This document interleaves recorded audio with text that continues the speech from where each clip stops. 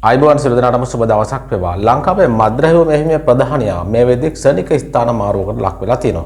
දකුණේ මද්ද්‍රව්‍ය අහුවෙලා පැය 24ක් යනත් කලින් ඔහුව වැඩක් නැති රාජකාරියකට යොමු කරලා තියෙන එක ගැටලුවක් නොවේද මේ ඔහුට ලැබුණ තොරතුරු හරහා තවත් මෙවැනිම මද්ද්‍රව්‍ය විශාල ප්‍රමාණයක් අත්අඩංගුවට ගැනීමට අවශ්‍ය මෙහෙයුම් ක්‍රියාත්මක වෙමින් තිබියදී තමයි මේ නිලධාරියව මේ ජ්‍යෙෂ්ඨ පොලිස් නිලධාරියව මාරු කරන්නේ. එතකොට මේ දකුණ හා සම්බන්ධව මේ දේවල් මෙහෙම සිද්ධ වෙද්දී මේ සිදුවීම් වාර්තා කරන මාධ්‍යවේදීන්ට මේ වෙද්දී තර්ජන එල්ල වෙලා තිබෙනවා.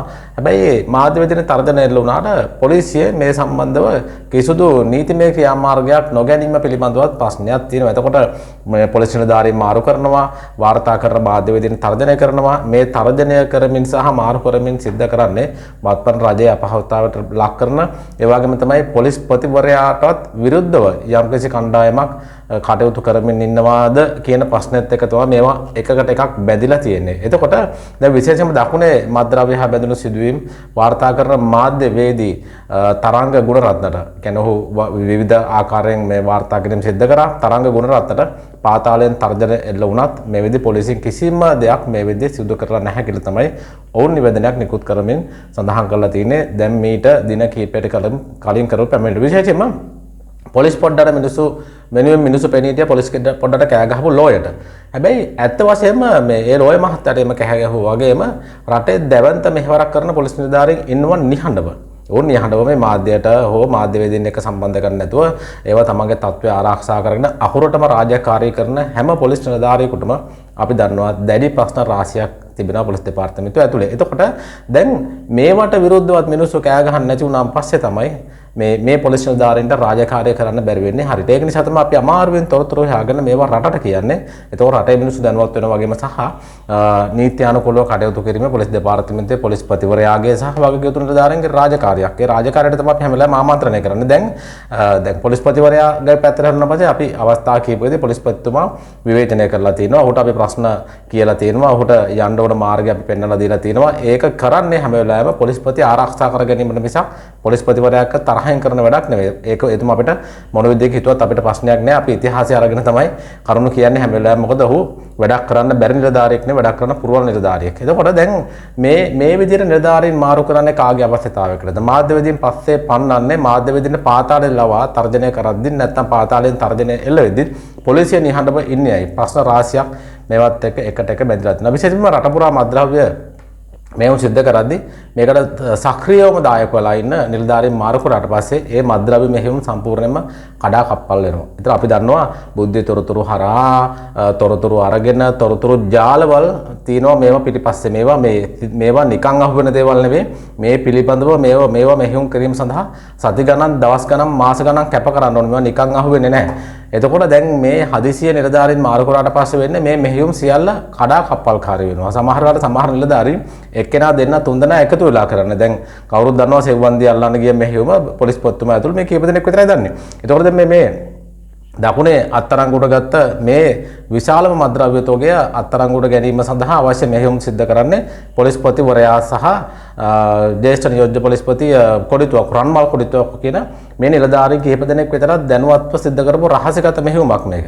එතකොට මේ රහසිගත මෙහෙයුමට අවශ්‍ය තොරතුරු සියල්ල ගන්නේ ඔය දැන් මේ වෙද්දී ස්ථාන මාරු කරලා තියෙන ජ්‍යෙෂ්ඨ පොලිස් අධිකාරිවරයා. එතකොට දැන් මේවා පිටිපස්සේ ප්‍රශ්න නැහැ කියලා අපි කාටවත් කියන්න බෑ. මේවා ප්‍රශ්න තියෙනවා. දැන් විශේෂයෙන්ම පොලිස් නිලධාරියෙක් මාරු කරන්න කලින් හෝ නෙවෙයි රාජ්‍ය නිලධාරියෙක් මාරු කරන්න කලින් මාරු කරන්න අවශ්‍ය නිර්දේශ නැත්තම් නීත්‍යානුකූල පසුබිම ආයතන සංග්‍රහය තුළ සහ ඒ වගේම මුදල් රෙගුලාසි තුළ සම්බන්ධ වෙලා සඳහන් කරලා තියෙනවා. එතකොට ආයතන සංග්‍රහය සහ මුදල් රෙගුලාසි දෙකම එකට බද්ධ වෙලා තිනවා නිලධාරීන් මාරු කිරීම සම්බන්ධව. එතකොට ඒවා දන්නේ නැති නිලධාරීන් තමයි මේවා සිද්ධ කරන්නේ. කවුරු හරි එක්ක මැති ඇමතුරුද අපි දන්නේ නැහැ. නැත්නම් ජාතික පොලිස් කොමිෂමෙන්ද කියලා අපි දන්නේ නැහැ. මේ කොහෙන් කරත් නිලධාරීන් මේ විදිහට මාරු කරන්න බෑ කියන එක කවුරුත් දැනගත යුතුමයි.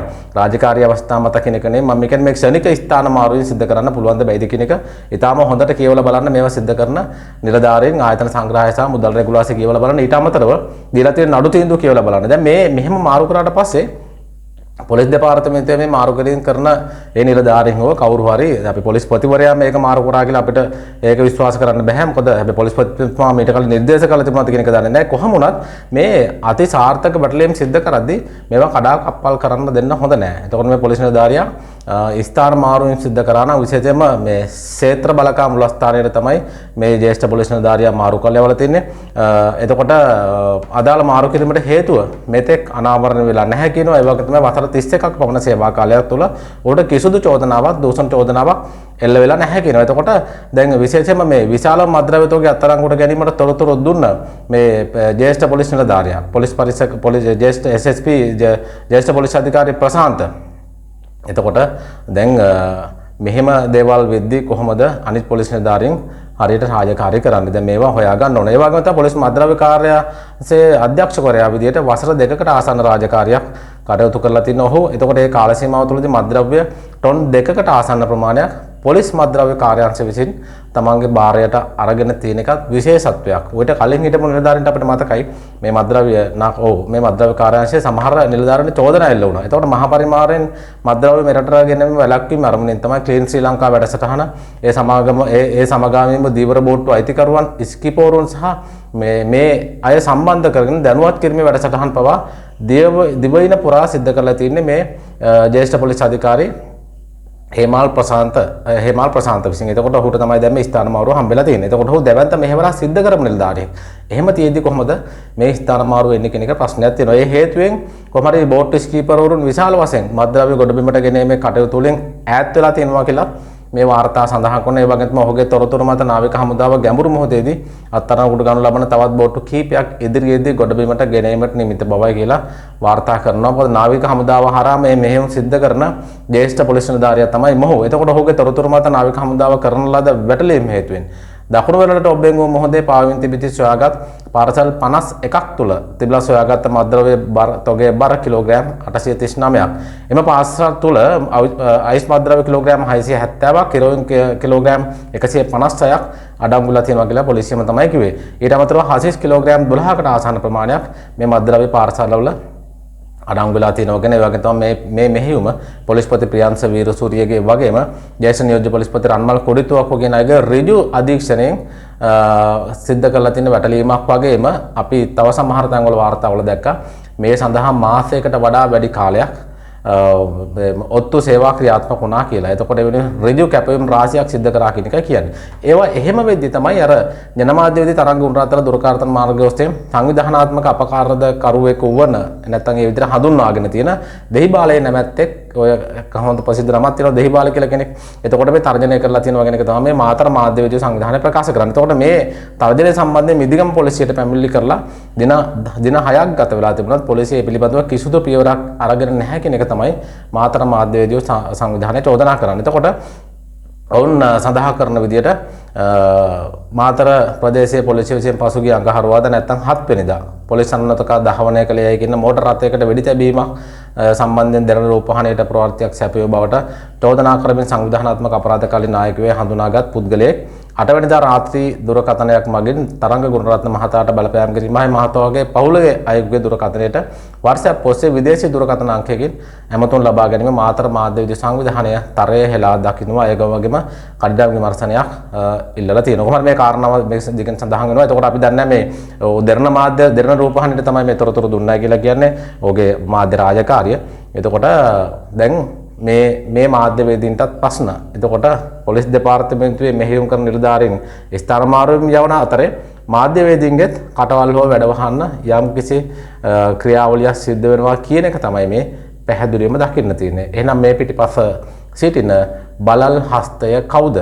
උපක්‍රමශීලීව රාජකාරී කරන නිලධාරීන් නොමගයවමින් ආණ්ඩුවත් නොමගයවමින් මේ සියල්ල කාඩ් කුට්ටමක් බවට පරිවර්තනය කරන පොලිස් දෙපාර්තමේන්තුවේ හෝ පොලිස් දෙපාර්තමේන්තුවෙන් පිට සිටින බලවතුන් කවුද? අන්න ඒකයි අවශ්‍ය වෙන්නේ. ඒ නිසා මේ වගේ වැඩ කරන්න එපා කියන එක තමයි අපි පොලිස් පොත්තුමාගේ ළඟ. මොකද පොලිස් පොත්තුමාගේ මේ ස්ථාන මාරුවත් එක්ක සිද්ධ වෙන්නේ මේ මෙහෙයුම් කටයුතු කාලයකට අඩපණ වෙනවා. එතකොට ඒ තොරතුරු ගන්න බැරි වෙයි හරියට. ඒ නිසා මේ ස්ථාන මාරුව අපි දැඩි ලෙස අපිට හෙලා දකින්න අයිතියක් නැති වුණත් මෙවැනි දේවල් කරන්න එපා. මේ විදිහට ස්ථාන මාරු කරන එක නීති විරෝධී කියන එක තමයි අපිට පැහැදිලිවම කියන්න තියෙන්නේ. ගිහිල්ලා එන්නම්. සුබ දවසක් හැමෝටම.